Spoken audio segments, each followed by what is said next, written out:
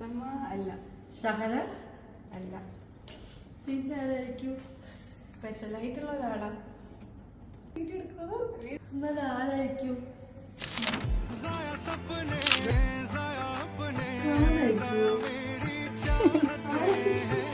ഷഹനാണോ?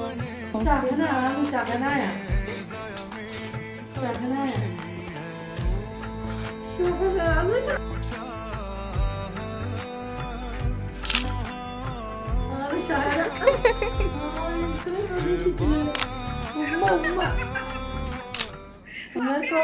ഹാപ്പിയായി. ഉമ്മ ഉമ്മ ഉമ്മ ഞാൻ ഒത്തിരി ഹാപ്പിയായി.